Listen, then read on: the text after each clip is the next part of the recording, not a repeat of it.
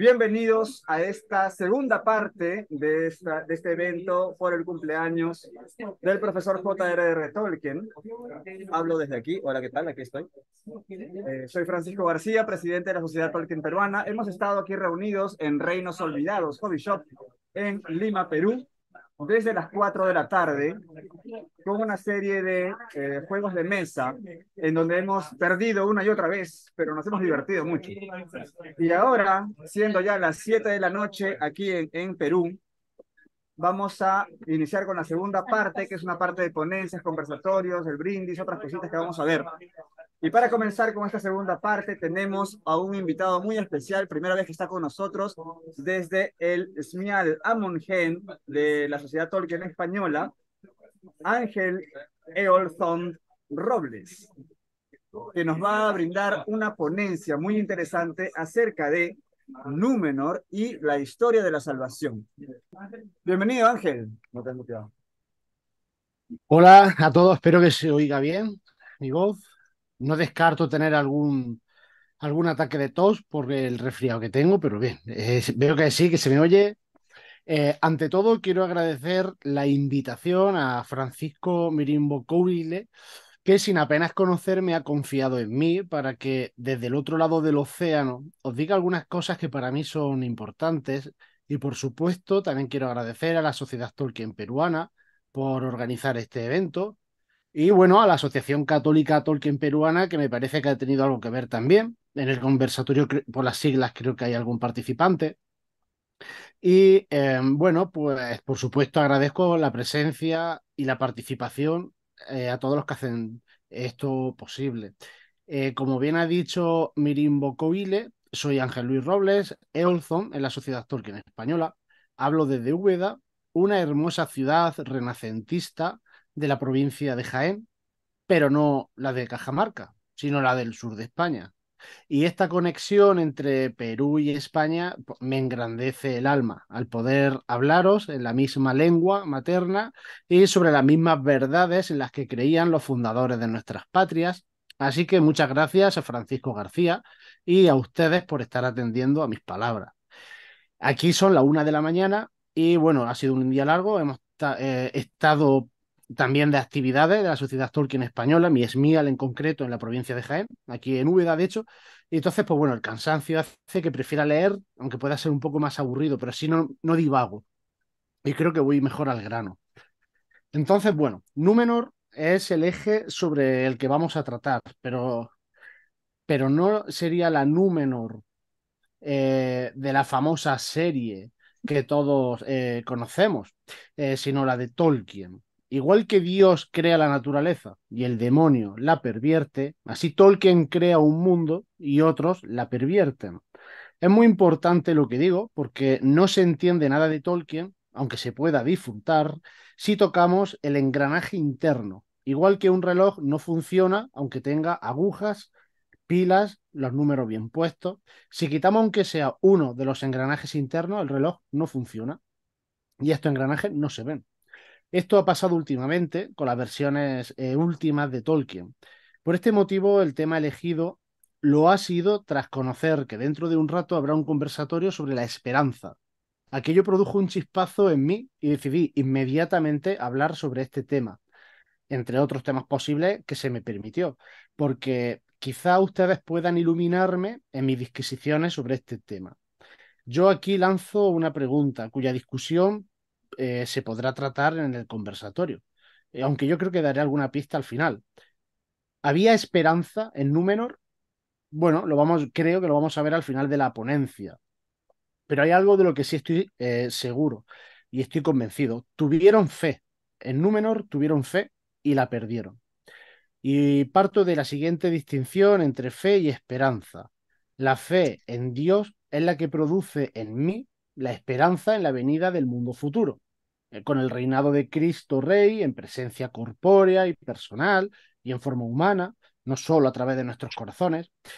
Por tanto, la fe y la esperanza, como dos virtudes diferentes, se pueden tener de un modo independiente, sabiendo que hasta la primera venida de Cristo no hubo seguridad en la resurrección de los muertos. sería lógico pensar que la esperanza no estuviera presente entre los númenoreanos. Ellos no sabían nada de este tema. Sin embargo, la fe en Eru, Dios, fue fuerte durante un periodo de tiempo. No tenían la menor duda de su existencia y de su primacía en el orden de la naturaleza y en el del espíritu. Sin embargo, como recuerda la teología católica, la fe y la esperanza van unidas y no se pueden separar. ¿Cómo se refleja esto en Númenor? Bueno, espero que lo podamos ver. Bueno, en la paulatina pérdida de fe de los númenoreanos está la clave de mi ponencia. Antes quiero poner un poco en antecedentes. Llevo un tiempo desarrollando unas ideas y trasladándolas a un posible libro futuro sobre este tema, la historia de Númenor. No pretendo demostrarlas aquí, sino solo mostrar los mimbres con los que pretendo llegar del modo más firme posible a la conclusión final. Esta conclusión es la afirmación de que Tolkien, en la historia de Númenor, hace, entre otras cosas, una muy importante: explicar la historia de salvación del hombre. Para ello, necesita replicar los episodios teológicos de la historia de la humanidad. De entrada, y sin poder pararme en los detalles, podemos resumirlo de este modo. Hay un primer periodo de beatitud en la tierra, aunque no sea la beatitud perfecta que hay en el cielo. Hay un momento de pérdida de fe que provoca un estado de naturaleza caída, con repercusiones materiales y espirituales. Y por último, una redención, que en la historia verdadera se produce con la resurrección de Cristo. Como digo, esto es lo que dice la teología católica, lo que cree Tolkien, y esto es lo que vamos a tratar. No se trata de mis creencias o las creencias de ustedes que me están escuchando.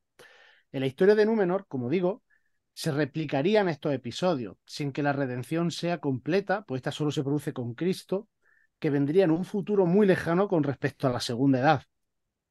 Y ahora conviene hacer un paréntesis para explicar algo. Tolkien, como todos sabemos, inserta en la historia de la humanidad toda la ficción situada en Arda. Para mí queda claro que esta ficción contaría hechos previos o de algún modo simultáneos a la glaciación de Burn. Estaríamos hablando de 100.000 años antes de Cristo. Pero bueno, no puedo esto argumentarlo ahora. Lo importante de esto es que si los hechos de la ficción son ficticiamente históricos, insertos en nuestra historia, debe guardar la lógica de la historia de la humanidad, y por ello la teología de Arda y su historia de las tres primeras edades del Sol no pueden contradecir la teología humana. De este modo solo hay una historia de la salvación humana, no dos, la de Númenor y la nuestra, puesto que la historia de Númenor es la nuestra misma, en un pasado muy remoto. Sería la historia de la humanidad empezaría, podríamos decir, con el despertar del hombre al comienzo de la primera edad del Sol y acabaría pues, con la segunda venida de Cristo, ¿no? Entonces, ¿qué pasa con Númenor? ¿Qué pasa con mi hipótesis por la que la historia de la salvación estaría explicada en una parte de la propia historia que la incluiría? Bueno, esto podría preguntarse cualquiera. La contradicción se resuelve pensando que Tolkien busca replicar la historia de la salvación sin contradecirla. Hace un juego que en España se llamaría un encaje de bolillos, ¿no? Que es una labor artesanal de tejido muy minuciosa. Y entonces, de este modo, Tolkien crea la segunda edad para poder insertar la historia de Númenor y que lo haga con esta finalidad. Es una afirmación que tampoco puedo ahora pararme a intentar justificarla, pero que creo que quedará demostrado en el libro si lo consigo terminar. Y en esta historia de Númenor, y solo en la historia de Númenor, encontramos los episodios de la historia de la salvación, aunque sea de un modo imperfecto, para poder explicarla. Bueno, sería una especie de historia de la salvación imperfecta, igual que un cuadro realista no es la realidad que se pinta. Entonces Tolkien nos explica la realidad como un artista explicaría la realidad a través de su cuadro. No olvidemos que la ficción permite estos juegos. Si es que la historia sagrada ya no nos muestra la misma relación entre el Antiguo Testamento y el Nuevo, estando prefigurada digamos, la realidad de Cristo en el Antiguo Testamento. Y este tema pues se sale también de la ponencia. Y ya estamos viendo que hay un montón de temas que se engarzan con el nuestro porque es un tema muy rico y por eso también hay tanta bibliografía. En el libro que estoy intentando hacer, cuya redacción creo que anda ya bastante avanzada, no puedo hacer estas afirmaciones, adornarlas con palabras bonitas y esperar que los lectores las acepten. Mi idea, por el contrario, ha sido realizar un trabajo muy detallista que nos permita llegar a la conclusión con un argumentario muy firme. Y para ello he seguido los siguientes pasos. Lo primero que creo que sería, bueno, lo primero que he querido hacer y que creo que es muy importante es descubrir en lo que recibe la segunda edad de la primera edad elementos que enlacen la historia de Númenor con la historia sagrada. Es decir, Númenor, por cómo comienza la Segunda Edad, pues recibe una serie de elementos. Una población, Elros, es un personaje importantísimo, los Dúnedain, y en ellos, en su historia, en su pasado, en cómo son, se reflejarían elementos de la historia sagrada. Y esto no es una cosa que a mí se me ocurriera o que yo haya querido inventarme y luego intentar demostrarlo, sino que estudiando otras partes de Númenor, he llegado a la conclusión de que, o sea, me estaban señalando a este punto que estoy refiriéndome. Antes de estudiar estos elementos, estaba estudiando la propia isla de Númenor, lo que es la forma física, el espacio físico de Númenor, y creo que la propia isla, con forma de estrella de 5 puntas y el Meneltarma en el centro, nos da también una clave espiritual católica que quizás pase muy desapercibida a los lectores y que no puedo ahora tratar. Lo que ocurre es que si en estas dos partes del libro consigo demostrar que la historia de Númenor, tanto en su arranque como en el espacio físico en el que viven en los numenoreanos, está unida a la historia sagrada y a la espiritualidad católica, habría dado un paso de gigante en mi argumentación. Porque al lector yo le estaría diciendo que hay una base lógica que hace lícito mi estudio para demostrar lo que intuí en un primer momento, que la historia de la salvación estaba explicada en la historia de Númenor. Ahora bien, estas dos primeras partes del libro, o en ellas, aún no se ha hablado nada sobre cómo Tolkien explica esto. Solo estoy demostrando que mi estudio es lícito, que hay una base que permite poder, digamos, intuir y considerar que no es ninguna tontería lo que intuí en su primer momento. Así se evita el sectarismo o la sospecha de sectarismo y del prejuicio, puesto que yo no quiero demostrar mis ideas, sino que quiero demostrar lo que piensa Tolkien. El siguiente paso que doy es un estudio léxico de todos los términos y expresiones con implicaciones teológicas en todos los textos escritos por Tolkien relacionados con Númenor. Y en ellos sí nos encontramos una expresión firme de la fe que diríamos católica, no me atrevo a decirlo porque evidentemente pues no es católica, pero sí hay una fe pues, monoteísta, es una fe con unas creencias que igualmente nos permite entender que hay una profesión de fe. Bueno, de hecho hay una profesión de fe explícita en una canción, aparece en la historia de la Tierra Media, y que nos está hablando bueno, pues eso, de la espiritualidad y la teología propia de Númenor. Hasta aquí, el libro nos ha demostrado que tendríamos relaciones directas de la historia de Númenor con la historia sagrada. Ese es mi objetivo. Partir de, o sea, asentar estas bases. Que aquí no puedo, porque yo me quiero centrar en la historia de salvación, ¿vale? Pero primero yo planteo estas bases bueno, en mi explicación. Pero entonces, ¿cómo Tolkien explica la historia de la salvación en la historia de Númenor? Pues yo me inventé una premisa que considero que reforzaría la conclusión. Solo son válidos aquellos episodios y aquellos elementos de la historia de Númenor que Tolkien establece, ya desde el primer texto. Admito que en las revisiones sucesivas Tolkien fuera desarrollando con motivos literarios que enriquecerían el relato, pero la esencia debe estar desde el principio. Eso a mí me demostraría que Tolkien tiene una idea desde el primer texto hasta el último. Y esa idea sería esta que yo quiero demostrar, que Tolkien explica la historia de la salvación del hombre en la propia historia de Númenor. Cuantas más veces aparece algo, más fuerza tiene en mi argumentación. Luego hay otra premisa que contrarrestaría la anterior, y es que Tolkien empezó a escribir la historia de Númenor como un episodio más de los días antiguos. No existía la Segunda Edad cuando empieza a escribir sobre Númenor. Esta premisa nos lleva a admitir algo, sin embargo. Según Tolkien, se dio cuenta de la impronta teológica del Señor de los Anillos, algo que él reconoce en algunas cartas, fue también desarrollando esta idea, impronta teológica en la historia de Númenor, porque él iba también desarrollando la historia de Númenor paralelamente al Señor de los Anillos. Y entonces, de este modo, él acaba convirtiendo la historia de Númenor en la historia de la salvación humana, en una explicación, quiero decir, ¿eh? No es una alegoría, eso ya lo sabemos, ¿vale? Explica digamos, la teología católica la explica a través de su ficción, concretamente y únicamente con la historia de Númenor. Bueno, entrando ya en más detalles sobre la historia de Númenor, vemos claramente tres periodos.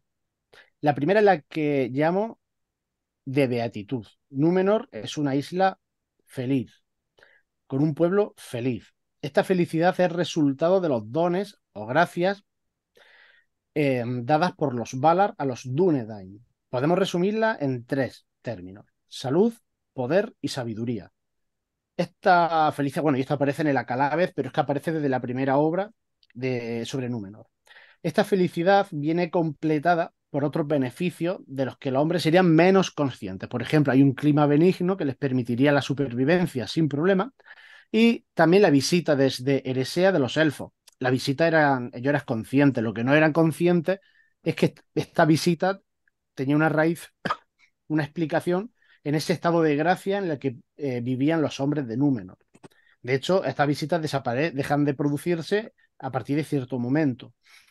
Es un periodo de crecimiento tecnológico y de sabiduría.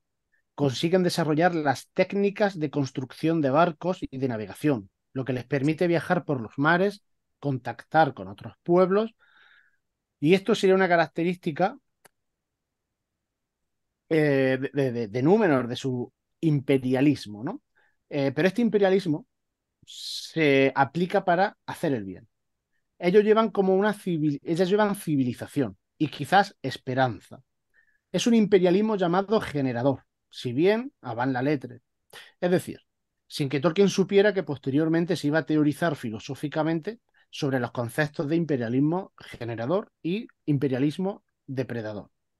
Seguramente habrá quien no le suene bien esto del imperialismo generador. Sin embargo, yo lo veo bastante claro. Para quien no conozca el concepto, voy a leer la definición, aunque la leeré acortada, que dice que establece el diccionario filosófico de la Fundación Gustavo Bueno. Imperialismo generador es un tipo de norma fundamental que preside las relaciones plurívocas, es decir, uniplurivoca, uno frente a muchos, que las sociedades políticas pueden mantener entre sí. La norma del imperialismo generador es la de la intervención de una sociedad en otras sociedades políticas con objeto de ponerse a su servicio en el terreno político, es decir, orientándose a elevar a las sociedades consideradas más primarias políticamente, incluso subdesarrolladas o en fase preestatal, a la condición de estados adultos, soberanos. La norma del Estado, por tanto, es generar estados nuevos, y la dialéctica de esta norma es que ella o bien habrá de cesar al cumplirse su objetivo, o bien habrá de cesar si se llega a la constitución de un Estado universal único, a la creación de la clase de un solo elemento, que podría simbolizarse en la ciudad o Estado universal, la cosmópoli de los estoicos. Los ejemplos más notorios de la antigüedad que cabría citar son el imperio de Alejandro Magno o el imperio romano.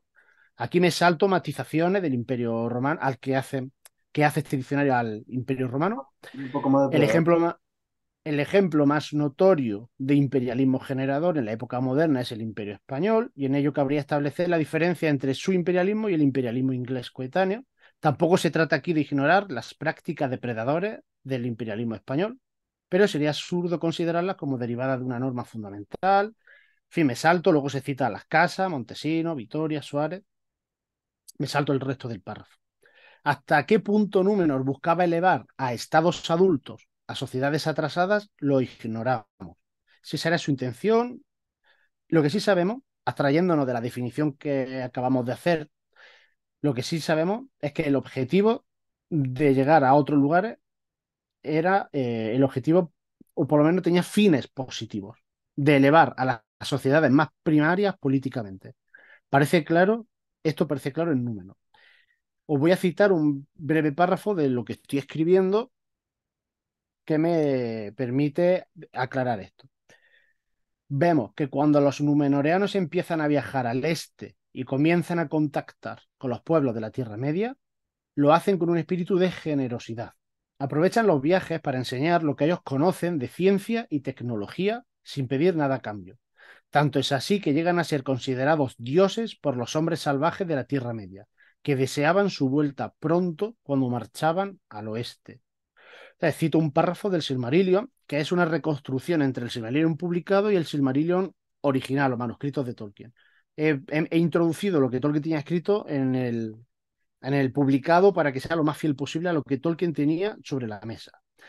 Dice Tolkien, y estando entre ellos, es decir, entre el hombre de la Tierra Media, los númenoreanos les enseñaron muchas cosas. Les enseñaron el habla, pues las lenguas de los hombres de la Tierra Media, excepto en las viejas tierras de los Edain, habían decaído hasta la brutalidad y gritaban como aves chillonas, gruñían como bestias salvajes. Grano y vino les llevaron e instruyeron a los hombres en la siembra y molienda de la semilla, en el corte de la leña y la talla de la piedra, y en el ordenamiento de la vida tal como tenía que ser en tierras de muerte rápida y dicha escasa. Estas últimas palabras sobre la falta de salud y o vida larga, así como la falta de alegría, nos remiten a una sociedad lejos del estado de beatitud. Es decir, estos pueblos primitivos de la Tierra Media no tendrían la gracia recibida por los Númenoreanos, Dúnedain, por estos tres dones de salud, poder, sabiduría que reciben de los Valar al final de la Primera Edad. Asimismo, como vemos, el estado de beatitud númenoreana les lleva a tener un comportamiento que encaja con el concepto de imperio generador frente al imperio depredador, modo en el que entrarán cuando la sombra caiga sobre ellos. Esto está unido al uso de las armas, citando, bueno, hasta aquí llegaba la cita, ¿vale? Esto está unido al uso de las armas.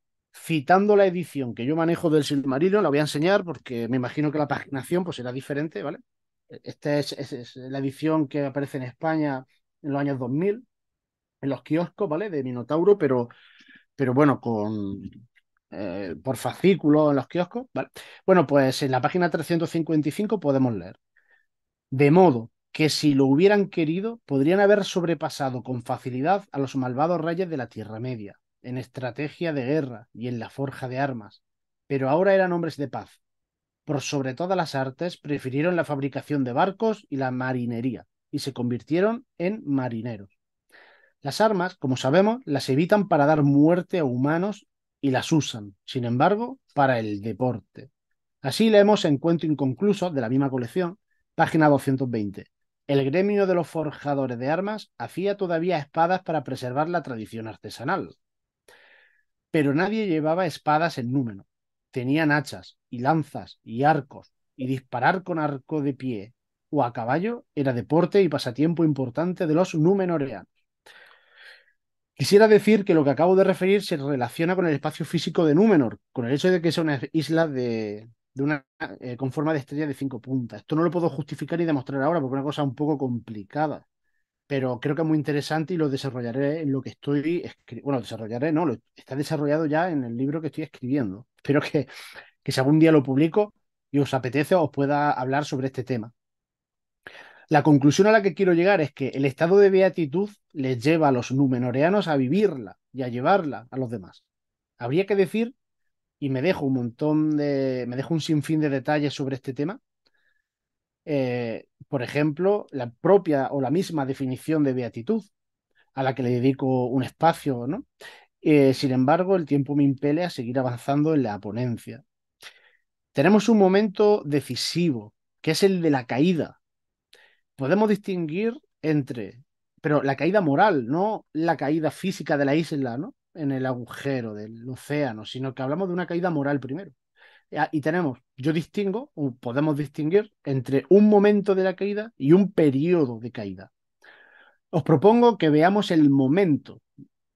Y el momento sería la conversación de los enviados de los Valar a Númenor para intentar que vuelvan a la senda correcta en época de Tar Atanamir, que fue rey entre 2029 a 2221. Y esto sin entrar en los detalles de las cronologías que cambia, ¿no? Tolkien. Esto es una de ellas. La conversación de los mensajeros con Atanamir y el rechazo de éste hacia sus palabras es una negación directa a los mandatos de Dios.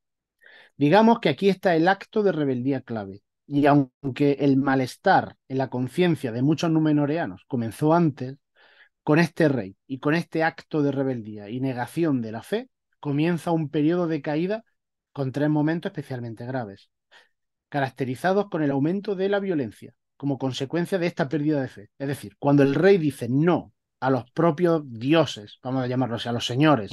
Serían Maiar, estos mensajeros. Cuando les dice no, digamos que ese es el momento clave en el que se hace explícita la negación de la fe. Y a partir de aquí empieza un periodo, cada vez de una caída mayor.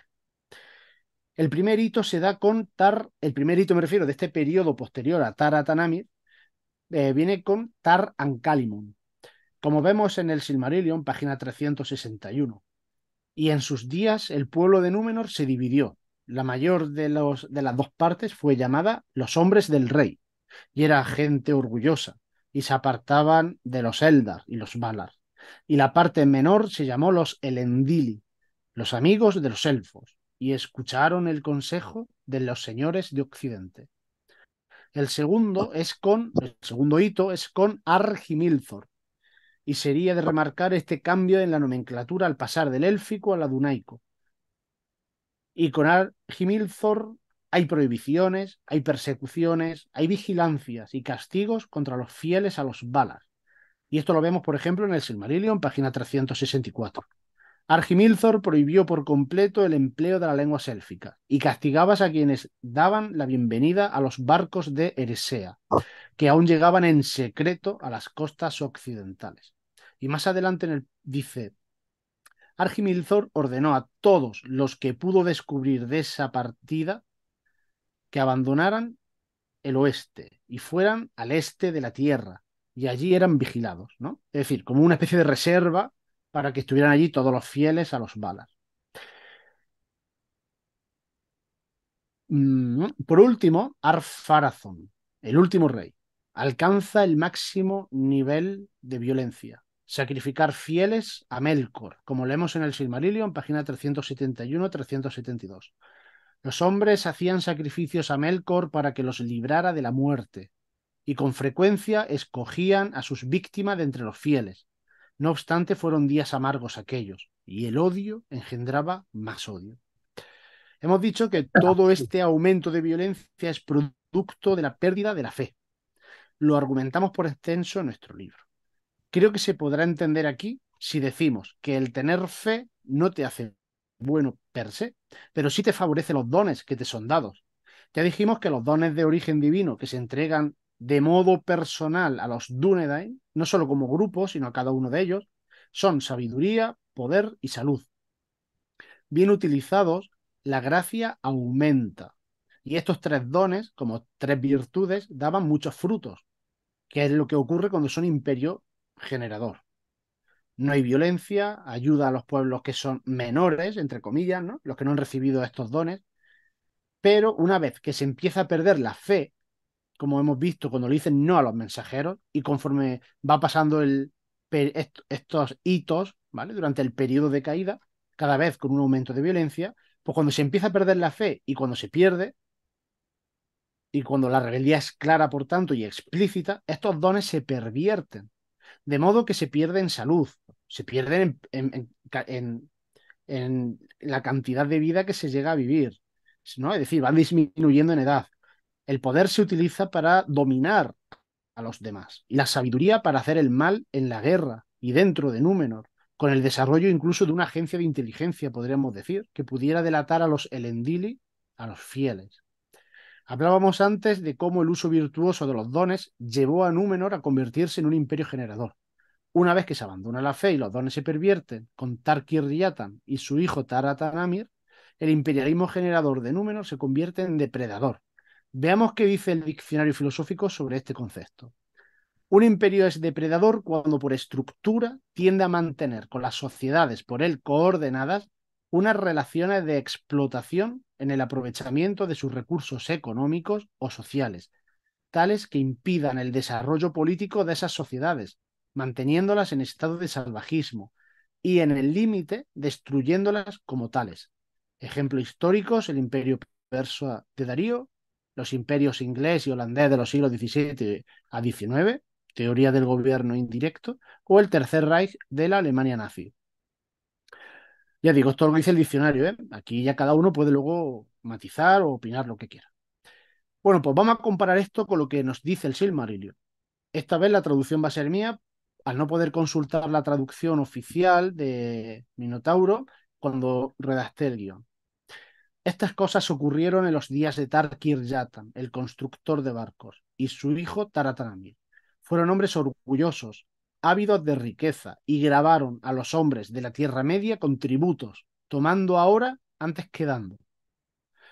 Esta frase final, tomando ahora antes que dando, es una indicación clara de rapiña, que encaja con la definición de imperio depredador, producto de la perversión de los dones divinos. Ya no hay gracia en la casa regente, gracia con mayúscula. Hasta este momento, y dejándome muchas cosas en el tintero, tenemos resumido el proceso de caída de Númenor, de la mano de los reyes.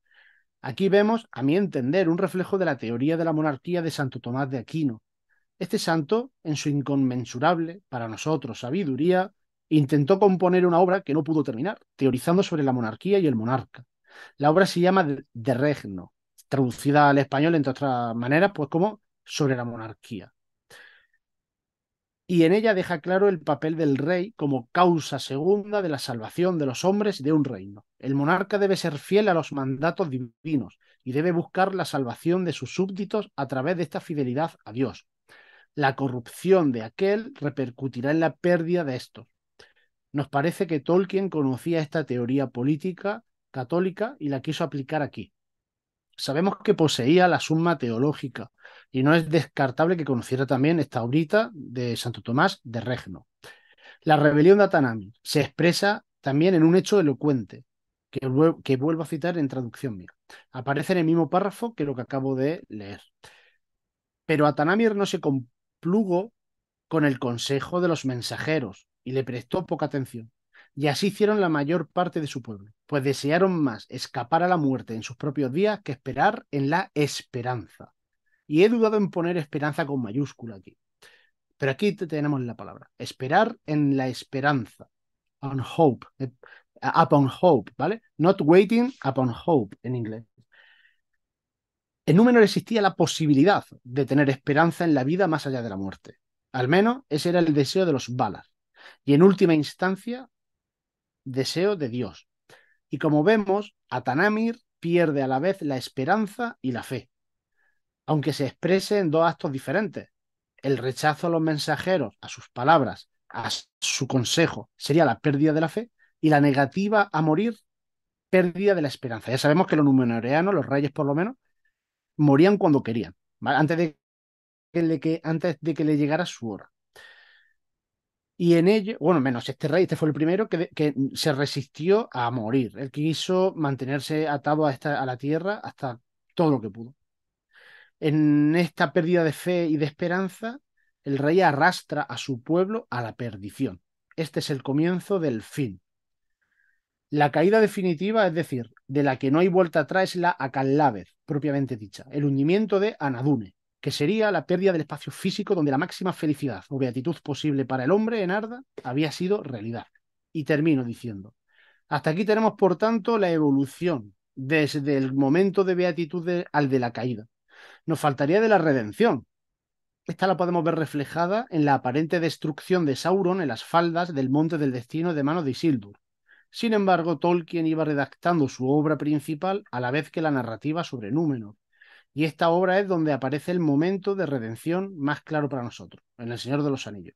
La destrucción del anillo con la consecuente destrucción de Barad-dûr y el retorno del rey.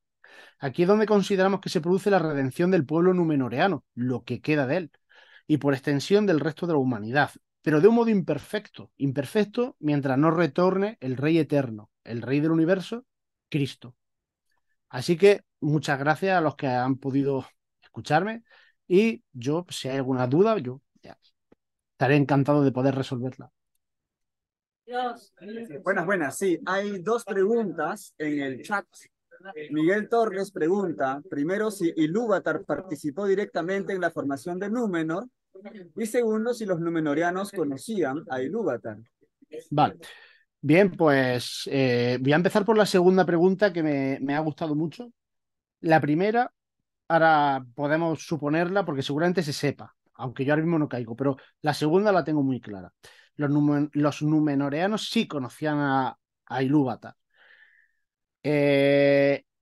A ver, en Númenor se produce la única vez en Narda en la que hay un culto directo a Eru, a Ilúvatar. O sea, en Númenor es en el único lugar donde hay un culto directo, pero y explícito y expreso, y se produce en el Meneltarma. La montaña del centro de Númenor es donde 3 veces al año se rendía culto, de 3 formas diferentes. Había un día que era de alabanza, otro día creo que era de súplica y otro día, pues no recuerdo ahora mismo muy bien, pero eran 3 actos diferentes que se realizaba en el Meneltarma, en un lugar donde solo podía hablar el rey. Todo el mundo tenía que estar en silencio. Creo, lo de hablar el rey, creo, a lo mejor ni él, ¿eh? Esto ya ahora me ha entrado las dudas. Donde había que ir vestido de una manera muy concreta y donde, de hecho, era un día sagrado. Y el día sagrado, el nombre de esos días sagrados, de hecho, hacían referencia a Eru. Eru, ¿vale? Esos nombres en cueña, no sé ni pronunciarlo, pero bueno, todos tenían el elemento Eru dentro del nombre. Así que sí, conocían y lo adoraban y le rendían culto. Hasta cierto momento en el que incluso primero se dejó de rendir culto y luego ya acabó prohibiéndose el culto. La prohibición creo que ya con Ar-Pharazôn, al final por influencia de Sauron. Sobre la primera pregunta, a ver, Númenor es un regalo que hacen los Valar a, a los hombres, a los Dúnedain. Creo que es un regalo con la consulta a Eru. Me parece que hay una consulta, ¿vale? No lo puedo asegurar ahora, pero me parece que hay una consulta a Eru sobre los dones que se les da. Hay 3 dones espirituales que son los 3 que hemos dicho, pero este sería un don físico que sería el que se le da a la comunidad, ¿vale? El otro son personales, es decir, salud, poder y sabiduría para cada uno de ellos, y luego la isla sería como el regalo para toda la comunidad, ¿no? Creo que sí, que Númenor, que Eru al final no participa directamente, pero creo que indirectamente sí, ¿vale? Creo que da su permiso. Hay aquí un comentario personal. No, bueno, a ver. Alicia Pedro, aquí. Bueno, me acercaré, no queda ahí. No, mi pregunta es por lo último que acabas de decir.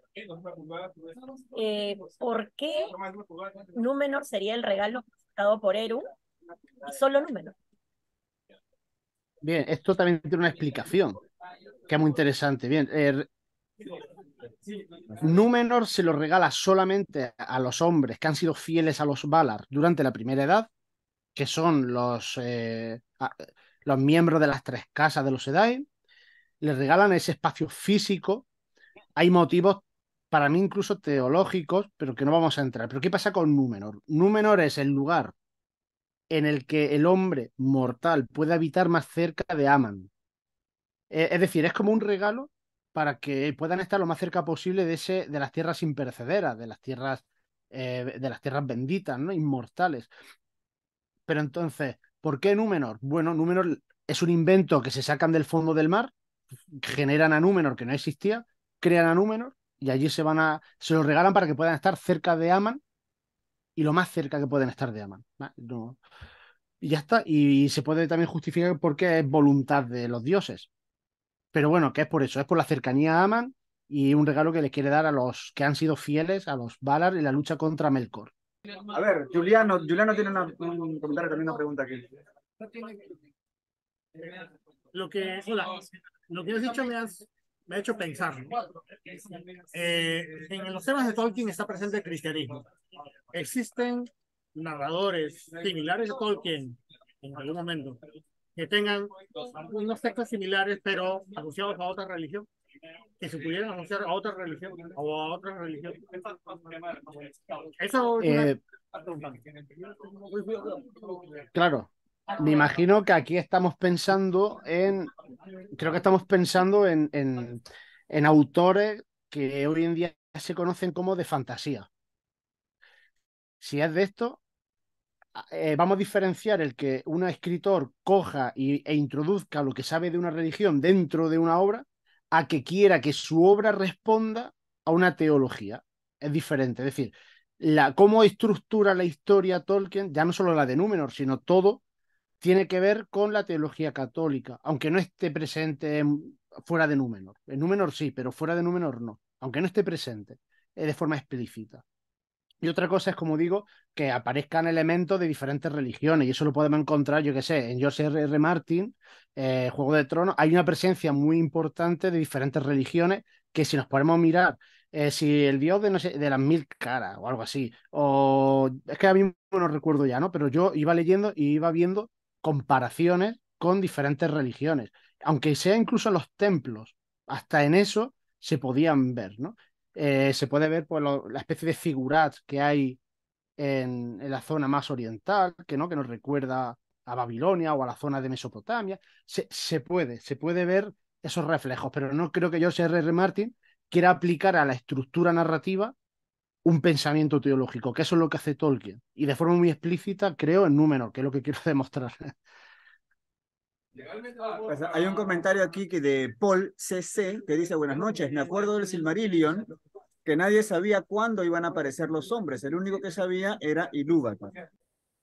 De hecho, eso hemos estado hablando hoy en el encuentro nuestro aquí, de la Sociedad Tolkien de España, en Jaén, porque hemos hecho una lectura y ha salido este tema también. Claro, lo interesante de esto es que solo los Erugini, los hijos de Dios, que se llaman los Erugini, solo ellos son hijos de Dios. O sea, en la naturaleza participan los poderes, los señores, los Valar en su creación.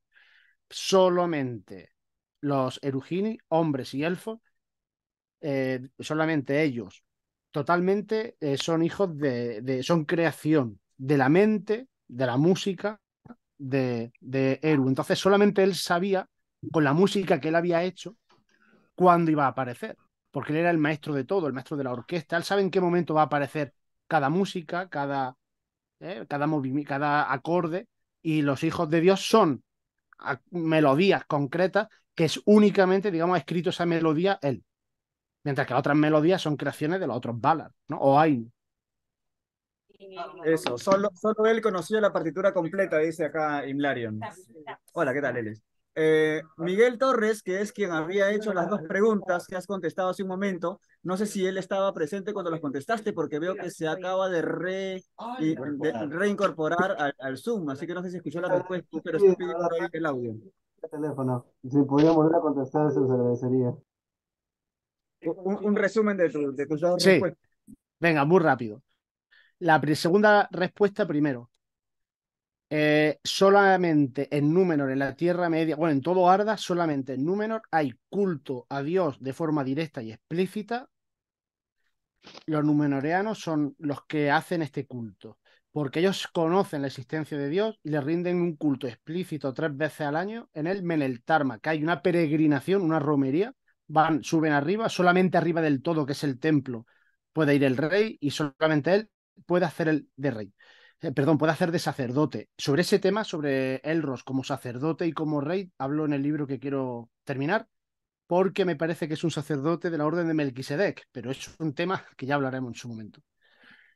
Sobre si Ilúvatar participó directamente, a ver, directamente no, indirectamente yo creo que sí, porque es voluntad de Dios al final lo que ocurre, y seguramente haya habido consulta por parte de los Valar para dar los dones a los Dúnedain, entre ellos la isla. Claro, o sea, tenía entendido de que los Valar eran algo así como los ángeles de Ilúvatar o los ángeles del dios, pero justamente quería saber si el mismo Ilúvatar tuvo alguna presencia, tuvo alguna aparición dentro de Númenor. Dentro de Arda no. Dentro de Arda solo hay una presencia divina real, o sea, divina me refiero perteneciente a Eru, que sería el fuego secreto, la llama que da vida a todo el universo, que sería el Espíritu Santo. Pero bueno, es una cosa que muchos creen y otros ponen en duda. Vale, muchas gracias. Ya. Ya que están todavía debatiendo algunos temas más, tengo una última pregunta que sí siempre he tenido como curiosidad. ¿Es únicamente el único lugar para destruir el anillo único, el Mont Doom o Monte de Destino, o existe una forma alterna? Es decir, solo puede ser destruido ahí, es decir, ni siquiera el mismo Ilúvatar puede bajar y agarrar y decir, este anillo desaparece. Bueno, Ilúvatar no puede entrar en la creación porque él es infinito. Entonces no puede quedarse dentro del espacio y del tiempo. al ser algo eterno e infinito en el espacio y en el tiempo, sería autolimitarse, y yo creo que eso está fuera de sus posibilidades, ¿no? Él puede tener, digamos, presencia, encarnaciones, ¿vale? Pero no la sustancia de Dios al completo. Al punto que Eh, con el anillo sí, único. Es decir, claro, si y ahora el anillo único sí, solamente, pero porque lo dice Tolkien en El Señor de los Anillos. Quiero decir, quizás yo ahora me invento una y la suelto aquí. Si destruimos, en vez del anillo, destruimos a Sauron directamente sin destruir el anillo, de alguna forma, mágica o no mágica, no lo sé, pero de verdad se hubiese podido acabar con Sauron, los propios Valar, cogerlo y como hicieron con Melkor, echarlo, más allá de los muros estos de la noche, como se llamen, y se quedará el anillo en la Tierra Media, lo mismo ahí el anillo pierde todo el poder que tiene, porque Sauron está fuera del espacio y del tiempo. A lo mejor es la otra forma, pero se me acaba de ocurrir con tu pregunta. sí, o sea, en pocas palabras, el poder del guión ha hecho que el anillo sea indestructible, algo así. Sí, Me siento agradecido. Gracias por contestar las no preguntas. a ti. A ti. Ah, dale, dale. Yo sí quería comentar algo. Yo sí quería comentar algo respecto de la respuesta justamente a la primera pregunta que hizo Miguel sobre si Ilúvatar fue consultado para entregarles la isla o el tema de los dones. Y me parece que no es, eso, bueno, no, empecemos, ¿no? Eso no está explícito en los textos, o sea, que haya sido consultado, pero creo que podemos inferir que sí por otras cosas que sí están explícitamente en el texto. Y es que Manwë, en más de una oportunidad, cuando va a tomar decisiones importantes, consulta en su corazón y Tolkien dice que a través del corazón de Manwë se revela la voluntad de Ilúvatar. O sea que, si bien Tolkien no nos dice, Manwë fue y consultó en su corazón o le preguntó a Ilúvatar, o como en la Cala, que le piden a Ilúvatar que directamente él sea quien se haga cargo de esta situación, seguramente Manwë sí consultó, se dio en su corazón, esa era una buena idea, entonces la aplicó. Manwë no es de hacer cosas simplemente porque se le ocurren. Manwë tiene muy claro su papel de gobernante encargado, por decirlo de alguna forma. Ajá. O sea, es rey de Arda, pero subordinado al verdadero rey. ¿Ya? Entonces, eh, crear esta isla con dones mismas que tiene la isla, otorgarle dones a este grupo selecto de humanos, o sea, no suena algo que Manwë haría por sí mismo sin tener la certeza en su corazón de que estaba aprobado por Ilúvatar. Por eso digo, no está explícito, pero teniendo en No. cuenta otras referencias que hay del actuar de Manwë, podemos inferir que sí. E incluso el que los Númenóreanos tengan un culto real a Eru puede tener que ver con las enseñanzas de que todo estos dones les vienen de Eru. Tendría mucho sentido porque es que los Númenóreanos son los únicos que tienen un culto a Eru. Porque saben que estos dones, los Valar les han enseñado, que provienen de Eru. Yo sobre eso que tú acabas de decir me parece muy acertado, porque a los Númenoreanos les instruye Eonwë antes de ir a Númenor, que es un maya, y entonces seguramente, o sea, es que tienen que saber de la existencia de Eru porque es que es un ángel mismo en presencia, en persona, en corpóreo, le está explicando a los Númenoreanos los secretos, digamos, de la Tierra. Es Y decir, además, ellos saben lo que hay, ¿no? Eonwë es el heraldo de Manwë mismo. O sea, Ajá. Claro, es que directo. No es ni siquiera un maya X. del grupo. cualquiera. Claro. De esos No mayas es Radagast, no es Radagast. que sabemos, o peor, Es un mago azul. o peor, tanto un mago azul Claro. que los hombres tienen. Bueno, hay una consulta al final que dice a quién representa Tom Bombadil, ya que fue el único que pudo resistir el poder del anillo, pero bueno, eso ni Tolkien lo dijo jamás. Y creo que estaba un poco fuera del tema, así que... Sí, además que no tiene una respuesta exacta. y no tiene respuesta en realidad, porque Tolkien nunca dejó de... Yo remito a esa pregunta, yo remito a un vídeo en mi canal de YouTube, lo siento por hacer mi propaganda. En mi canal de YouTube tengo un vídeo muy corto donde hablo sobre eso, respondiendo a otro vídeo de la Sociedad Tolkien Española donde dan respuesta. Muchísimas gracias, Ángel Eolston, por esta ponencia. Le damos un aplauso. Gracias a vosotros. Y muchas gracias entonces y vamos a pasar al siguiente punto, que es el conversatorio sobre la esperanza como una clave de lectura de la obra de J.R.R. Tolkien. Carlos Mendoza se está acercando en este momento. Él es presidente de la Asociación Tolkien Católica Peruana. Consulta, ¿cuáles eran los poderes de los anillos que dio Sauron a los elfos, a los enanos y a los humanos? Ya, primero hay un error en esa pregunta. Sauron no dio anillos a los elfos. Los anillos de los elfos fueron hechos exclusivamente porque Celebrimbor, Sauron, bueno, Celebrimbor, y Sauron ni siquiera llegó a mirarlo, pero eran los que más deseaba porque eran los más poderosos. ¿Ya? Los otros anillos, los de los enanos y los humanos, Sauron los roba y se los entrega. Vamos a terminar con estas preguntas entonces al toque. Ya, entonces, Sauron no hizo el Rey de los Anillos. Sauron enseñó la ciencia de los anillos a los elfos. Los elfos los hicieron, principalmente Celebrimbor. Los anillos de los elfos, los tres grandes, Sauron ni siquiera los vio. Celebrimbor los escondió y se los entregó en custodia. Hay ahí más de una versión, hay ahí más de una teoría que se los dio todos a Gil-galad, luego Gil-galad los repartió, que el anillo del agua siempre se lo dio a Galadriel porque él tenía ahí algún tipo de enamoramiento hacia ella.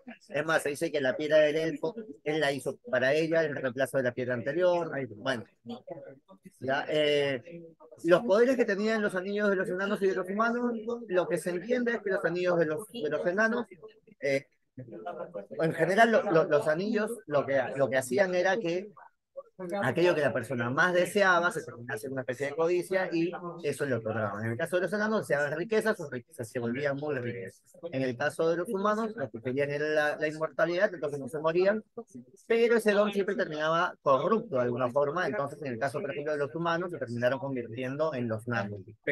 Ajá. Ya. A ver, siguiente. ¿Qué tan importante fue Arendt para el profesor Tolkien que representa la esperanza misma? Que justamente vamos a hablar de esperanza en este conversatorio. Por eso no quiero entrar mucho ahorita ahí porque Arendt se va a mencionar en el debate, así que... Y así damos inicio a este conversatorio sobre la esperanza como una clave de lectura de la obra de J.R.R. Tolkien con Carlos Mendoza, que es presidente de la Asociación Tolkien Católica Peruana. Imlarion, Jonathan, David, Durán, como quieras. Imlarion está bien. Ya, que es miembro del Consejo de la Sociedad Tolkien Peruana y coordinador de la Comisión de Lectura e Investigación de la Sociedad Tolkien Peruana, y quien les habla, Francisco García, o Mirimbo Cuile, presidente. Panchovi. No dijiste mi nombre. Mifrandir, perdón. Y yo soy presidente de la Sociedad Tolkien Peruana. Entonces, damos inicio a este conversatorio sobre la esperanza. Carlos, bueno, la batalla inicial. Hay que darle el mouse a alguien para que nos ayude a agregar a la gente que va entrando. Bueno, yo quería hacer una pequeña introducción, unas pequeñísimas palabras, ¿no? Uno de los valores y virtudes cristianas, ¿no? Católicas que están presentes en la obra de la esperanza a través de todo el legendario. Muchos personajes la encarnan, ¿no? Justamente Earendil, que es el personaje que han mencionado ahí Edwin en una de las preguntas, él mismo encarna la esperanza cuando ya no había, ¿no? Sabemos la historia de Earendil, ¿no? Sabemos que, como mencioné en una charla anterior, él fue a Valinor a pedir ayuda, a pedir perdón, ¿no? Y ayuda para la Tierra Media, porque las fuerzas ya eran demasiado fuertes. Entonces, Eonwe le responde, ¿no? Y lo alaba, ¿no? Le da unas palabras de alabanza muy emocionantes. Y luego ya toda la hueste de los Valar va en ayuda a la Tierra Media, ¿no? Y la guerra de la coleta. Exactamente. Ahí Earendil mata al Caladón el Negro, ¿no? Y bueno, tiene uno de los Silmarils. Bueno, y bueno, es un poco esa. Sí, mira, ahora acabas de decir algo. El conversatorio no es la primera vez que lo tenemos, pero que no sea la primera vez que lo tenemos, en verdad la segunda es recién. No significa que vamos a decir exactamente lo mismo tampoco, porque uno va repensando las cosas y a veces se le vienen otras cosas. Y por ejemplo, ahorita tú acabas de decir algo que me resultó bien interesante, que se me vino a la cabeza, Porque tú hablaste de Arendil y la esperanza, ¿no? Y que, bueno, él no solamente llega a pedir auxilio, sino que llega a pedir perdón. Y a eso vino, porque claro, dentro de la visión que tiene Tolkien como católico, como cristiano que es, está bien interesante de que nadie, porque y esto yo lo he dicho varias veces, ¿no? Nadie está por fuera de la redención. O sea, Tolkien es bien claro que todos se pueden redimir, solo que muchas veces no quieren, como es el caso de Sauron, el caso de Sauron. Pero también nadie es ajeno o nadie está por fuera del perdón. Claro, o sea, si va, o sea, y es interesante porque es justamente esta parte de la esperanza que está mezclada ahí. O sea, nadie está más allá de ser auxiliado, porque puede llegar a ser auxiliado, incluso en el momento de mayor necesidad extrema, donde ya no queda absolutamente ninguna chance de recibir auxilio, alguien consigue que se reciba ese auxilio. Y cuando ya parece que han vuelto, hubo la matanza de los hermanos, hubo otra matanza de hermanos, si siguieron matando entre ellos, o sea, no debería haber chances de perdón. Los cuales levantaron un archipiélago de islas embrujadas para que los Noldor no se pudiesen acercar, para ya no escucharlos, no querían escuchar ni sus lamentos. O sea que el perdón no debería ser una opción. Pero aún así Elendil llega y pide perdón. Pide perdón y pide auxilio. Y le otorgan las dos cosas. Y les otorgan el perdón y el auxilio. Pero y algo interesante también que estoy recordando es que, sí, que Eärendil, o sea, si alguien de la Tierra Media en esa época iba a Valinor, lo mataban, ¿no? La condena era la muerte. Pero en cambio, Eärendil no lo matan porque va a pedir ayuda no para él mismo, no es una ganancia propia, sino una ganancia desinteresada para el resto de la Tierra Media. Y por eso se le concede su petición. Sí, por amor a los hombres de los hombres. Comentario de Miguel Torres, excepto la serie de Amazon, eso no tiene perdón de Ilúvatar.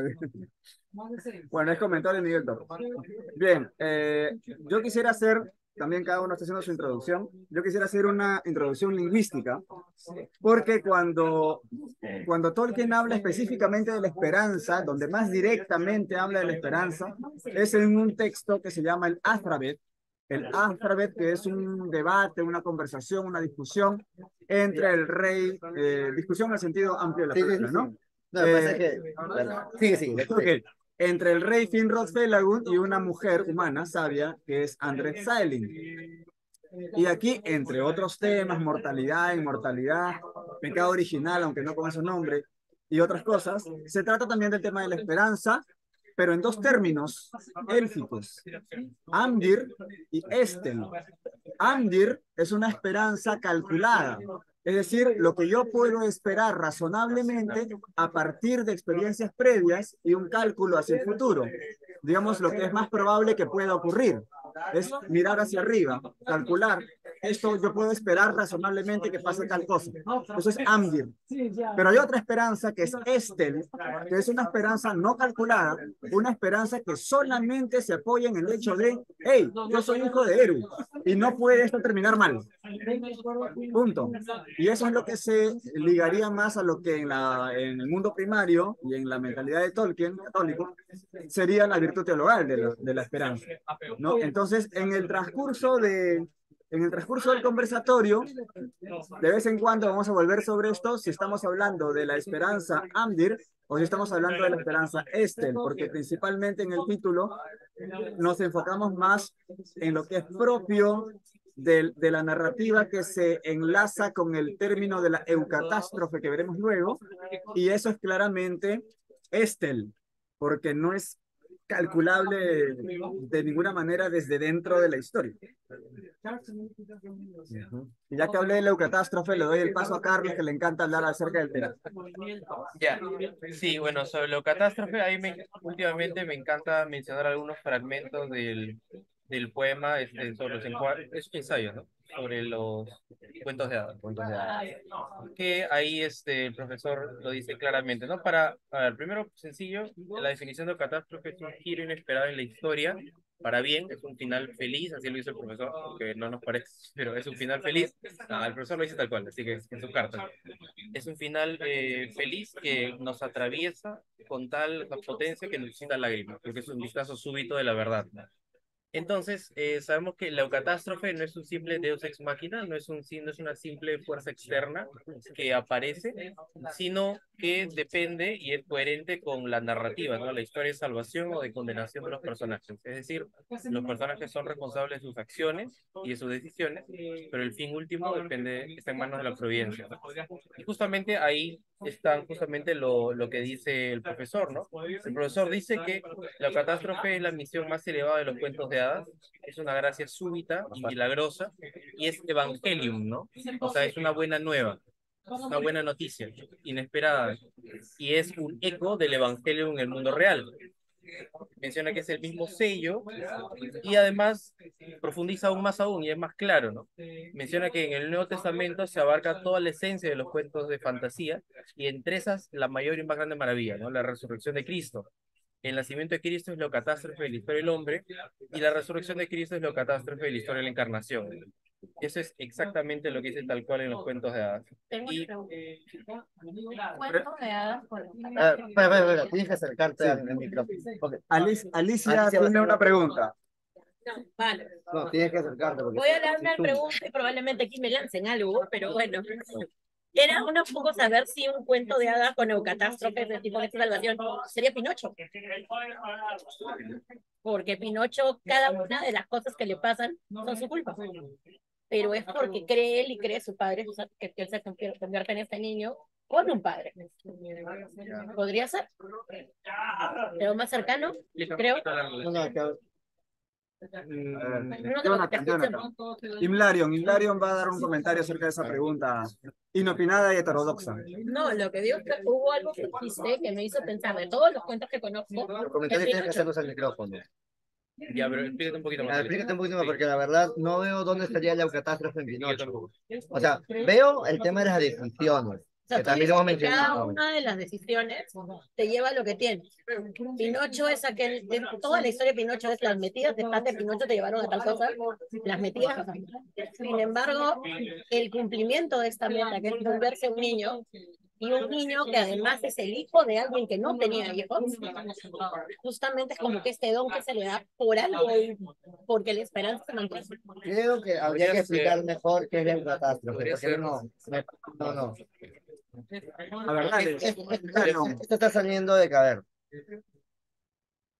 ¿Cuál es la eucatástrofe del Señor de los Anillos? La destrucción del anillo. La destrucción del anillo. Exacto. Un evento que ya era casi inesperado, ¿ya? Súbito, que donde definitivamente hay una intervención de la providencia, ¿ya? Y que ejerce un giro total en la historia, ¿ya? No solamente en la historia de nuestros protagonistas, sino en la historia del resto, del mundo. ¿Ya? Lo dice bien, creo, Miguel Torres en el chat. Pinocho sería simplemente causa y Claro, consecuencia. justamente iba a eso, ¿ya? Entonces, para que esta catástrofe se dé, es necesario que haya una cuestión de responsabilidades de las decisiones que se toman, ¿ya? Pero es necesaria la intervención de la providencia. Sin la intervención de la providencia no hay catástrofe, ¿ya? Esta es la construcción de la definición que hace Tolkien de la catástrofe. En Pinocho, ¿ya? ¿Cuál sería, para hablar de una catástrofe, la intervención de la providencia que va a generar un giro en la historia de los protagonistas y del mundo alrededor? Que no solamente estamos hablando del mundo alrededor como sus conocidos, sino del mundo como su totalidad.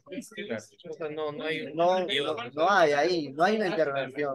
O sea, sí hay un causa y consecuencia. Ya, es que la intervención del hada no es la intervención de la providencia como tal, ya, porque el hada no representa la divinidad absoluta. O sea, hay que tener en cuenta que esta construcción, a ver, este tipo de constructos que nos deja Tolkien como la eucatástrofe están muy ligados a su visión cristiana, ¿ya? Miren, chicos, yo no soy cristiano, yo no soy creyente, yo soy ateo, pero cuando estamos haciendo este tipo de cosas, Pancho, por eso el otro día se reía, tú parecías el más católico de la mesa, porque hay que tratar de entender al autor, hay que hacer hablar al autor. no lo que yo quisiera que, o sea, yo quisiera, supongamos que yo quisiera que la catástrofe se pudiese relacionar con otras cosas, ¿ya? Pero no, pues, porque la catástrofe es un constructo que está hecho en función a una revelación del actuar de la divinidad sobre la historia. Por eso es que Tolkien dice que el cuento de hadas por excelencia, donde se da la suprema intervención de la divinidad, es la historia de Jesús.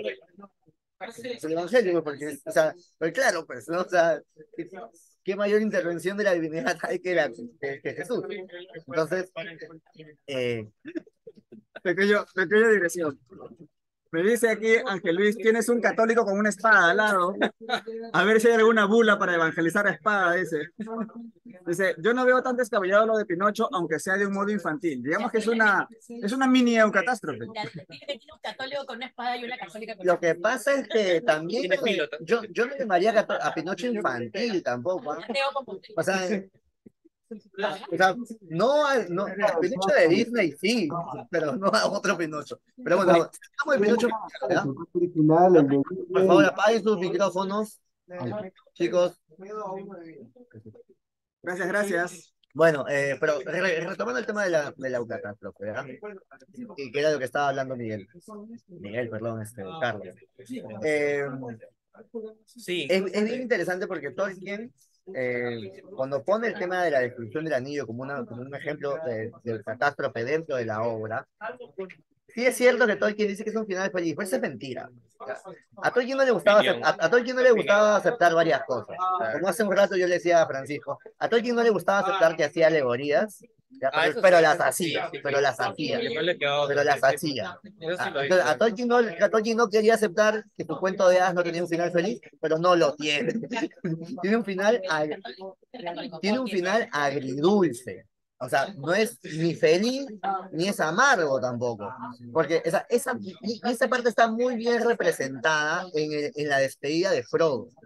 Salvé la Tierra Media. Ese es un final feliz, pero no para mí. Eso no es feliz, pues, gente. Pero Déjense vaina. lo que pasa es que ahí está tu interpretación de felicidad, porque en las cartas nuevas, Tolkien, Disculpen, si van a hacer un comentario, pueden hacer todo lo que quieran, pero necesitamos que los hagan al micrófono, porque estamos en Zoom. sí, lo que pasa, sí, sí, ajá, lo que pasa es que ahí viene la interpretación de felicidad que tenemos, ¿no? Puede ser, quizás para ti la felicidad es no problemas, no dolor, ¿no? Pero, por ejemplo, Tolkien en sus cartas nuevas menciona la relación de justamente ese pasaje que han mencionado, que Frodo le dice a Sam, con Santa Bernadette, su devoción, y le dice a Santa Bernadette, o sea, la comparación es esta, ¿no? Santa Bernadette cuando estuvo enferma, al final de su vida no le fue a pedir ayuda a la Virgen de Fátima, de Lourdes, sino ofreció ese dolor. Entonces, ahí viene la felicidad a través del dolor. Esa fue. Ya, eso se llama pulsión de muerte, pero lo dejamos para otro momento. Sí, sí, Dale. pero tiene que ser aquí. Juliano. Acérquese. Pero comercial. No hay problema, pero si va a hacer un comentario, tiene que ser al micrófono. Muy bien. ¿Es el tuyo? Ya, pero es justamente ahí, o sea, más cristiano no puede ser.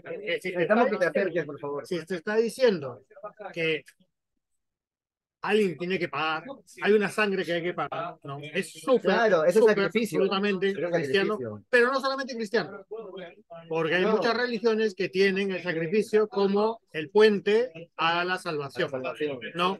En todos los continentes, en todos los... Sí. ¿no? Existe esta... Anglosajón, nórdicos. No, inclusive acá, ¿no? O sea, las niñas sacrificadas en los volcanes, en los nevados estos en Argentina, en Perú, en Chile, ¿no? O sea,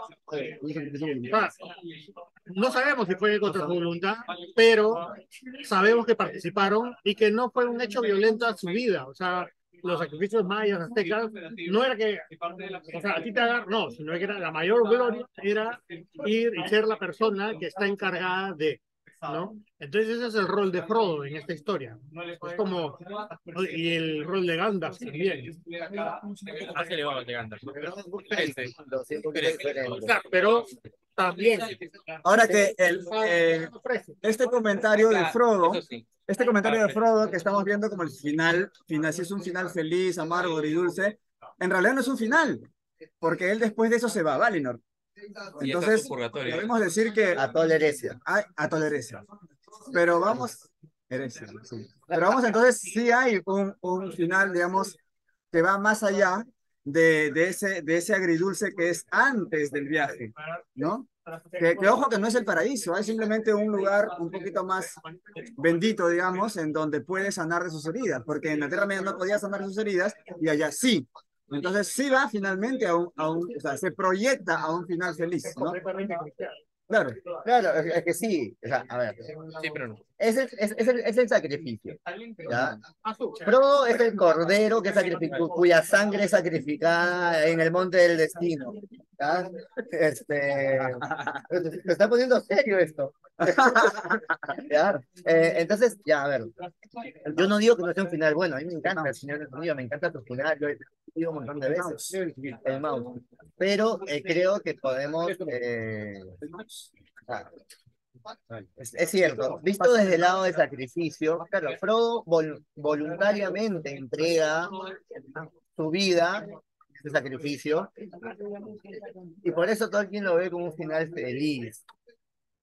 Yo voy a seguir cuestionando Ahora, esa felicidad, porque esa felicidad en el dolor, en el sacrificio, la voy a seguir cuestionando un poquito.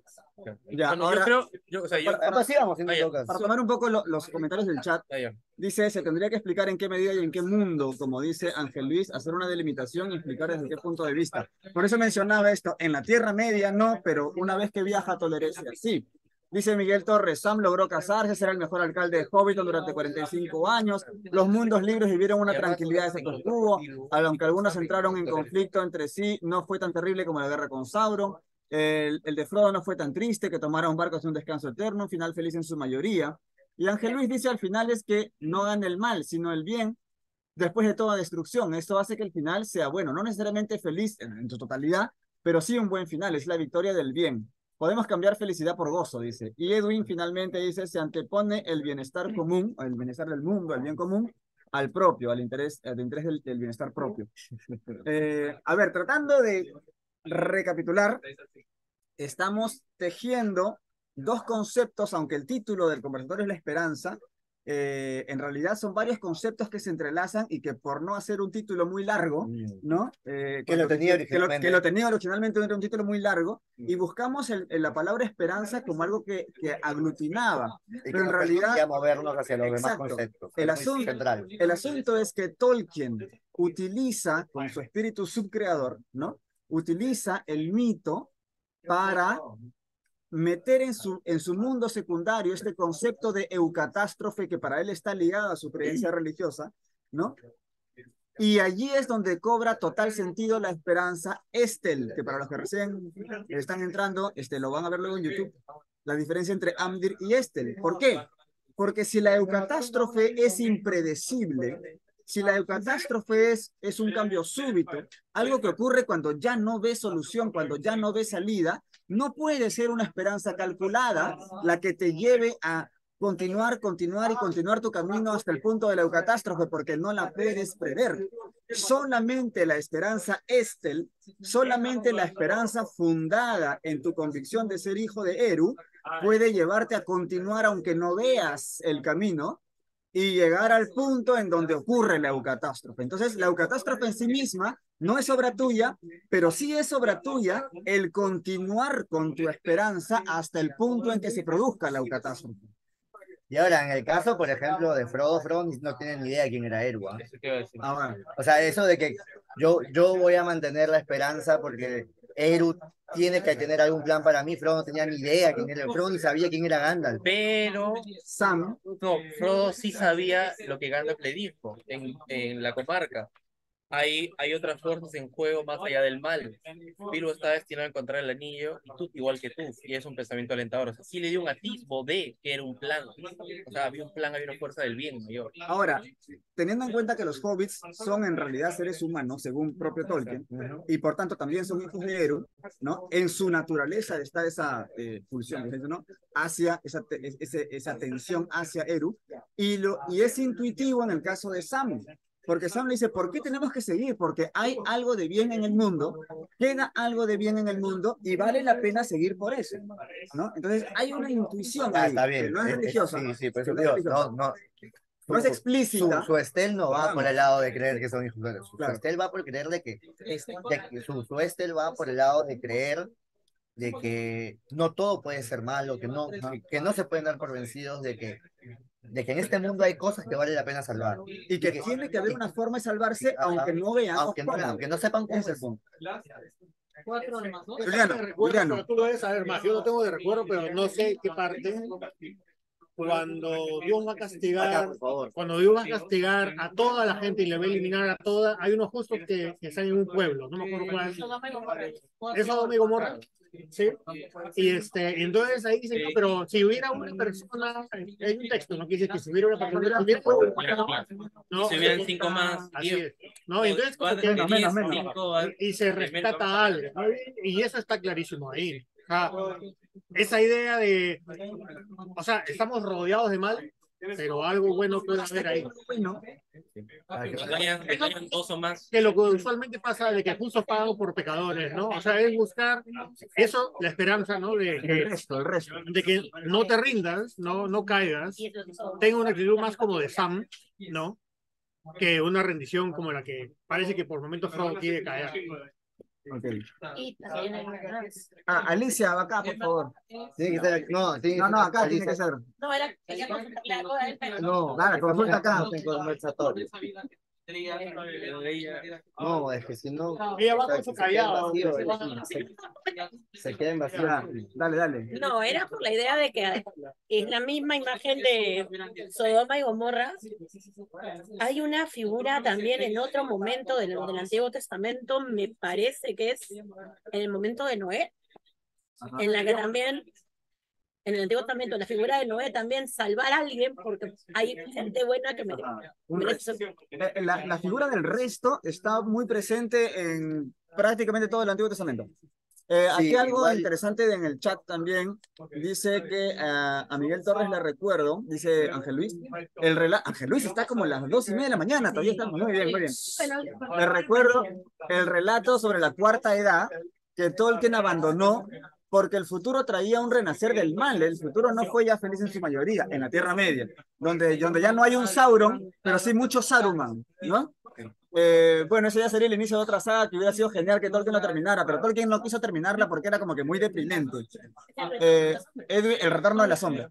Edwin Quispe dice la esperanza de Frodo porque Gollum sea salvo, rescatado del poder del anillo, que lamentablemente no se pudo lograr por acciones de Sam, y Tolkien llora cuando escribe, cuando se da cuenta de que ya no puede redimir a Gollum, y de hecho hay una página en donde se ve las lágrimas de Tolkien en la página, y él en la carta, ¿no?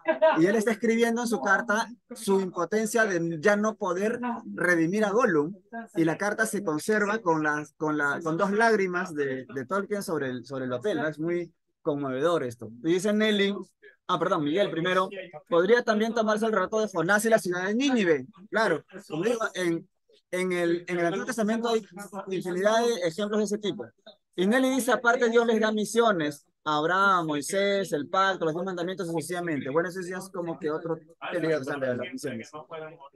Dale, Las misiones y el pacto. Quería acabar la última parte del ensayo de los cuentos de hadas, en las que sigue profundizando, ¿no? El profesor, y menciona justamente el evangelio no ha desterrado las leyendas, las ha santificado, en particular el final feliz. El cristiano debe seguir trabajando en cuerpo y alma, ha de seguir sufriendo, esperando y muriendo, pero ahora puede comprender que todas sus inclinaciones y facultades tienen una finalidad que pueden ser redimidas. Eso es lo último. ¿Eso es en sus cartas o en el ensayo de cuentos? En el epílogo, ¿no? ¿Eso? Parece que sí, porque es como el epílogo que se pone bien explícitamente cristiano. Sí, es al final. Y él mismo dice, en sus cartas menciona que donde más implícito se ha puesto es en este ensayo. Ah, ya, ok, ok. Y un poco en el Astra, o sea. En las cartas menciona que donde más explícito se ha puesto es en este ensayo. Con respecto a lo que es, claro, explícitamente en el cristianismo, sí, pero bien directo, aunque implícito, en el Árabes también. Claro. Hay un montón de elementos que son clarísimamente Pero dale con eso. cristianos sin... Dale pues.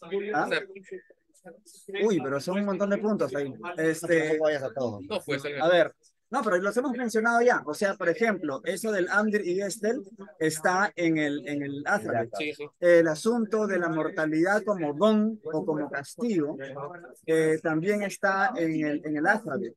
El asunto de el origen de la muerte De eso no también. hemos hablado hoy día. Claro, no, eso no es el punto. Por eso decía yo, hay un montón de puntos que son Ahora, el tema de la directamente cristianos, pero no están. mortalidad como castigo, como don, sí se entrelaza y creo que lo podríamos conversar respecto al tema de la porque yo hace un rato te decía lo de diálogo, porque ese texto de Tolkien siempre me ha recordado a los diálogos de Platón. De Platón. Ajá.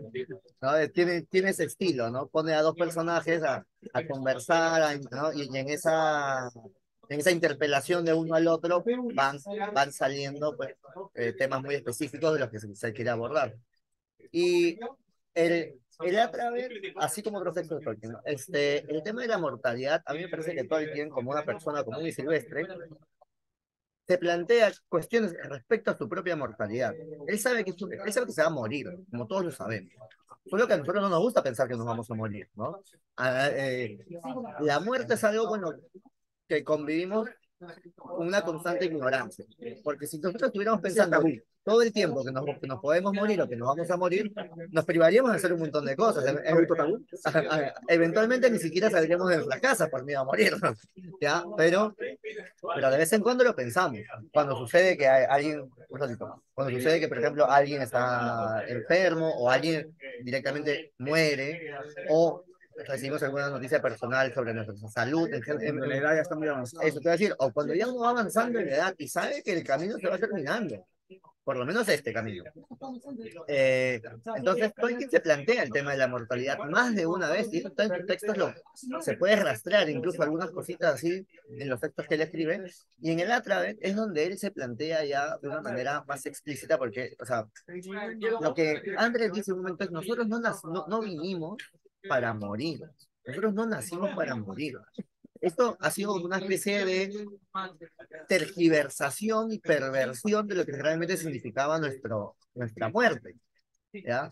Y eso es lo que Finrod no le termina de entender, porque la verdad es que no sabe, pues no entiende la naturaleza del hombre. Pero luego lo compagina Claro, con esa idea de la vida después de la muerte, ¿no? Y el asunto es que cuando están hablando sobre la esperanza, no es que Andrés realmente tenga esa Estel. Andrés le habla a Finrod de esas ideas que son de una parte del pueblo, que a ella le parece que no tiene mucho sentido, pero conoce. Pero las conoce. Y le dice, ¿pero crees que sí tiene sentido? O sea, y más bien Finrod, el rey elfo, le va encontrando sentido a eso más allá de lo que dice Andrés. También porque Finrod, de todas formas, al haber sido criado por los Valar, y ser el más sabio de la historia de Arda, tiene un poco la capacidad de ir hilando, ¿no? Por las enseñanzas que ha tenido de los Valar. Oye, pero si esas historias están en tu pueblo, como que vienen de otro lado, y existe Eru, y Eru en verdad fue quien les dio ese don, tiene que haber habido alguna idea ahí, algún plan, que justamente es el punto de la mortalidad que yo quería tocar con el tema de Tolkien. Tolkien es un hombre profundamente cristiano, profundamente católico, ¿ya? Y él entiende, por lo menos de su visión del mundo y de la vida, de su cosmovisión, que no puede ser esto todo para lo que nacimos, todo para lo que porque él no es un accidente cósmico, él ha sido creado bajo un plan, ¿ya? Desde su cosmovisión, ¿ya? Como cristiano católico. Entonces, él no puede creer de que alguien o un ser en todo caso, no alguien, ¿no? Porque un ser se haya dado el trabajo de planificar toda la creación para darle ser y existencia a las personas, para que sea algo tan efímero, tan insignificante. Tiene que haber un plan ulterior, superior a este. Y entonces esas son las cosas que se empiezan a entrever muy bien en el Átrabe, ¿ya? Y cómo Tolkien está ahí planteándoselo a partir de su propia conciencia de su mortalidad Y de su propia Estel. y de su propia Estel. O sea, y eso ahí algo que yo dije en el conversatorio. Yo estoy seguro de que Tolkien llega a textos como estos, habiendo dudado y habiéndose cuestionado más de una vez el plan de Dios, habiéndose cuestionado su fe. Y para las personas de fe, los cuestionamientos y las dudas son muy importantes, porque si las atraviesan, su fe queda mucho más firme, se refuerza. Pueden quedarse ahí también por fuera, ¿no? También sucede. Pero entonces, justamente como Tolkien, sí, estoy seguro, además Tolkien estaba metido en las trincheras. Sus hijos también se fueron a la Segunda Guerra Mundial. O sea, el tipo se tiene que haber cuestionado la fe más de una vez. Pero las atravesó. Un momento en el que dijo que casi pierde su fe, Pues, claro. pero no lo perdió, sino se reforzó. Por eso te digo, o sea, las cierto. atravesaba. Y en el Através es donde te das cuenta bien clarito, es que el hombre está convencido de que hay algo más, que existe un plan. Con el Através atraviesa. De hecho, la mayor Estel que puede tener, como que nadie vuelve de la muerte a contarles a los hombres y a los elfos, no, de la muerte definitiva, digamos, de la muerte del hombre, ¿no? Sí, de la muerte verdadera. De la muerte verdadera, no de mandos, no de las estancias de mandos, sino ningún hombre ha vuelto para contarles a los hombres y a los elfos cómo es realmente el destino de los hombres. Es totalmente oscuro, y cuando es totalmente oscuro es en donde mayor Estel tiene que haber para seguir. O sea, la mayor oscuridad exige la mayor Estel, ¿no? Entonces ahí es donde creo en el asunto de la mortalidad es donde se revela la grandeza de esa esperanza. Juliano, dale. Lo que quería comentar era justamente lo que decías, que como que nos queremos alejar de esa conciencia de la muerte, ¿no?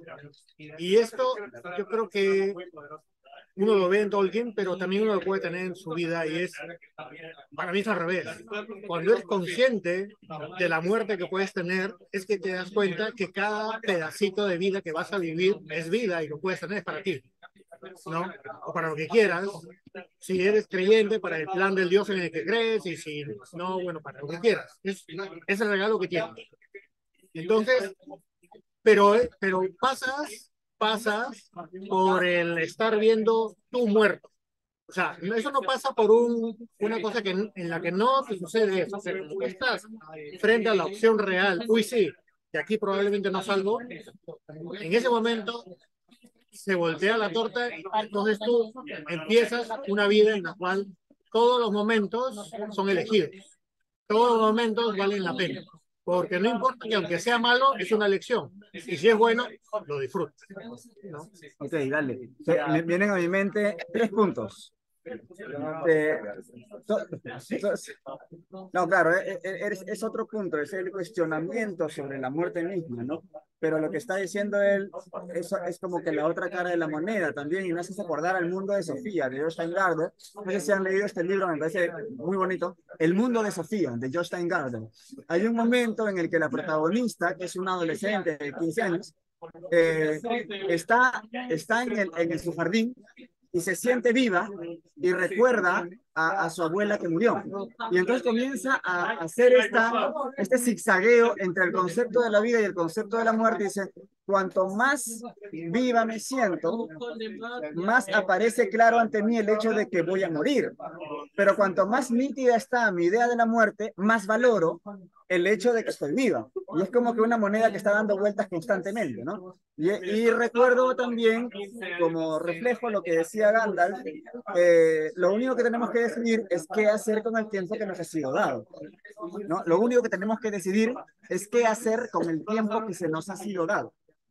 Y lo tercero era poner algo del chat, que bueno, se retira Kike Gali, ¿qué tal? Muchas gracias por el conversatorio, dice, y Ángel Luis dice, terminaré de ver el video en YouTube, ya me he suscrito, le he dado a la campanita.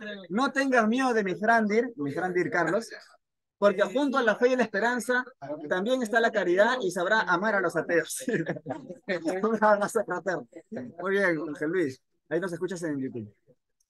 Hilarion quería decir algo. Más abajo. Más abajo ahí. Edwin dice, ¿hay alguna predestinación? Un poco con lo que decía que estaba destinado a obtener el anillo o a ser portador del anillo, pero eso no quiere decir que todas tus acciones están predestinadas, sino que hay como una trenza en donde hay cosas macro que se deben a la providencia, pero hay cosas a nivel micro que son tus propias decisiones, que te llevan a ese punto en el que se puede manifestar la providencia. A ver, Claro, o sea, yo diría, poner un ejemplo que tú estás... A ver, ya, o sea, quería comentar que ahí ese era justo uno de los temas que queríamos debatir también, ¿no? Porque, o sea, Gandalf le dice, Bilbo estaba destinado a encontrar el anillo, igual como tú también estabas destinado a encontrarlo. Pero ahí no es que Dios nos obligue a seguir su plan, porque si no tenemos libertad, no podemos, en nuestro, o sea, en el mundo primario, la aplicabilidad, ¿no? No podemos, si no tenemos libertad, no podemos alcanzar la santidad, por lo tanto no podemos ir al cielo, por lo tanto no podemos ser redimidos plenamente. Entonces, lo que quiere decir Tolkien es que en esta escena es que Gandalf le plantea la mejor opción, ¿no? Y Frodo era totalmente libre de decir no quiero, o sea, no quiero, voy a matar Gollum. a Gollum, pero la verdad es que, o sea, yo lo estaba reflexionando, ¿no? O sea, Frodo ve en Gollum una posibilidad en la que él podría acabar si es que cae en la tentación del anillo. Entonces, esa misericordia y piedad la ve reflejada también en él, ¿no? Y lo interesante es que qué tan perfecta es la providencia incluso en el mundo secundario de Tolkien, que incluso Sam lo termina perdonando al final. En las grietas de Orodruin lo daña con un dardo en el vientre y está a punto de matarlo, pero lo perdona. Entonces la providencia estiró al máximo la posibilidad de rescatar a Gollum, pero ya eso fue decisión de él, ¿no? Permanecer en la perversión del anillo. ya, bueno, mientras Panchovi pone el nombre del canal de YouTube, para Miguel que ya se va, Panchovi hacía unas referencias sobre lo macro y lo micro en el tema de la predestinación y las elecciones. Y hay un ejemplo a mí que me parece bastante sencillo, ¿verdad? Para entender en una escena específica, y es que estaba predestinado el hecho de que, bueno, Pancho para que no lo vean, estaba predestinado el hecho de que sea Bilbo, o sea, que el anillo abandone a Bilbo perdón, abandone a Gollum y que sea Bilbo quien lo encuentre. ¿Ya? Estamos hablando de este lugar que los orcos pasaban a cada rato y la única vez que pasa un hobbit se lo encuentra. Entonces, eso estaba predestinado. Lo que no estaba predestinado, y es la elección de Bilbo, es no matar a Gollum en ese momento. Cuando tiene la chance de hacerlo, por piedad no lo mata. Ya, esa es la elección. Encontrar el anillo fue la predestinación o la intervención de la providencia, diría Tolkien en todo caso. O sea, es una de esas veces en que uno puede ver con claridad la intervención de Eru dentro de la historia del Señor de los Anillos. Justamente con lo que mencionas también, y que bueno, a mí me encanta mencionarlo, en una de sus cartas, en la 181, si no me equivoco, menciona que la historia del Señor de los Anillos es el ennoblecimiento de los humildes, es la historia de santidad y de redención de Frodo, literalmente lo dice así, y lo dice que ejemplifica la última parte del perdona nuestras ofensas como también nosotros perdonamos a los que nos ofenden, ¿no? Entonces, Frodo es perdonado por su misericordia y su piedad previa, ¿no? Con Gollum. Y, bueno, eso, ¿no? Esa es la una idea importante, ¿no? Sobre la redención y la santidad. Bien. Hay una pregunta de Edwin. Melkor tuvo que corromperse sin excepción alguna. No entiendo el problema. Eso como que está predestinado. Es decir, como que sí, Melkor estaba predestinado a la corrupción. Era la primera vez que escucho esa pregunta. No lo había pensado nunca. Si estaba predestinado a corromperse, no lo creo. No creo que haya sido parte del plan de Eru, así como tampoco se supone que fue claro, la rebelión de los ángeles, ¿no? No creo que haya sido, creo que eso sí tiene que ver totalmente con elecciones personales. de Y Melkor. como, o sea, como igual Tolkien hace la analogía entre los Valar y los No, pero ángeles de alto orden, como un ángel cuando decide una acción ya no puede arrepentirse para siempre. Es Por eso más, cae. es más, en el Ainulindale, cuando Melkor introduce las disonancias, Eru no lo reprime, ¿no? O sea, lo dejas. ¿Y qué le dice al dale, final, no? dale con las disonancias y Claro. yo voy a integrar tus disonancias a toda la No, o música. sea, al final le Y le dice, dice, claro, para dale. ti, Melkor, tú que has intentado desafiarme, descubrirás que todo tiene en su fin último y su esencia está en mí, ¿no? Entonces, todo lo que intentes distorsionar, o sea, yo lo voy a poder arreglar. Va a ser para, o sea, Para bien. claro, exacto, voy a hacerlo para bien. Claro, Entonces, Melkor en ese momento podría haber dicho, bueno, entonces estoy colaborando, Sí. bacán, ¿no? Me uno, me integro, pero no, se pica, ¿no? Y justamente eso con la última parte de la otra vez que dice, Finrod le dice, ¿no? Si somos verdaderamente Eruhín, hijos de Eru, Pero, tenemos, claro, Kini, todo el fin, o sea, todos los designios de Eru son para la felicidad de sus hijos. Entonces, todo va a acabar para, él va a llevarlo para bien, para buen término. Turing abandona la conversación. Claro. Claro.